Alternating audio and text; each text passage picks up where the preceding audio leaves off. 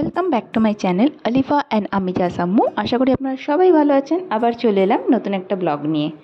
আর আজকের ব্লগটা একটু আলাদা আর একটু অন্যরকম।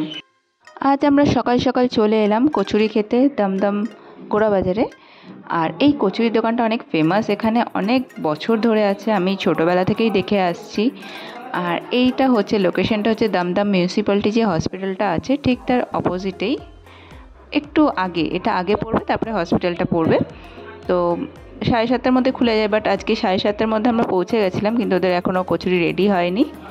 আর এখানে দেখতে পাচ্ছেন আমি একা না, আমার আগেও অনেকেই লাইন দিয়ে দাঁড়িয়ে আছে কচুরি খাবে বলে সকাল সকাল। আর এখানে সবথেকে ভালো ব্যাপারটা এটাই যে প্রাইসটা অনেকটাই কম, বাকি জায়গায় পার পিস 10 টাকা এরকম আছে, কিন্তু এখানে 7 টাকা করে। আর কচুরির আগে এরা সকাল সকাল সিঙ্গারাটা রেডি করে, সেটা রেডি হয়ে গেছিলো, সিঙ্গারাও 7 টাকা করে পিস। এটা সকালের যে খাবারগুলো। আর তার সাথে জিলাপিটাও আমরা পাইনি, আমরা আর একটু ওয়েট করতে হতো, তাই জন্য আর করিনি। বাট জিলাপির সাইজও মোটামুটি ভালো, আর প্রাইস হচ্ছে 3 টাকা। আর সন্ধ্যেবেলাও এরা অনেক কিছুই বানায়, তো সেগুলো আরেকদিন আপনাদের সাথে শেয়ার করব।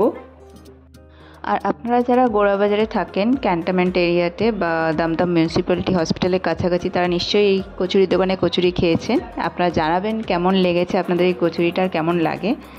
আমি তো কম করে বলবো 25 বছর পুরনো, কারণ আমি ছোটো থেকেই দেখে আসছি, 25 থেকে 30 বছর। আর তার আগেও হতে পারে, আমার ঠিক জানা নেই। বাট নেক্সট টাইম যখন যাবো একবার এনাদেরকে জিজ্ঞাসা করবো কত বছর পুরনো। আর এখানে যে কচুরিটা পার্সেল করা হয়, এখানে কোনো প্লাস্টিকের কন্টেনার ইউজ করে না, বরাবরই ওরা মাটির ভাঁড়টা ইউজ করে। আর ওখানে বসে খেলে ওরা শালপাতার যে বাটিগুলো হয়, এই যে আপনারা দেখতে পাচ্ছেন, এই বাটিতেই ওখানে সার্ভ করা হয় সব কিছু।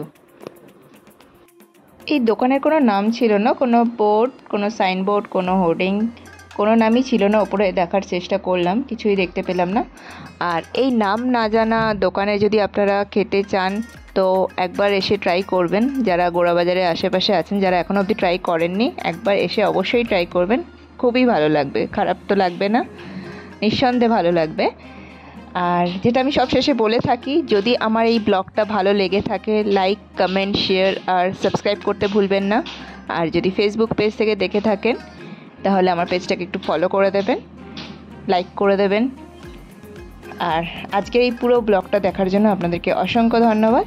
আবার দেখা হবে অন্য কোনো একটা ব্লগে, ততদিন ভালো থাকবেন, সুস্থ থাকবেন। ধন্যবাদ।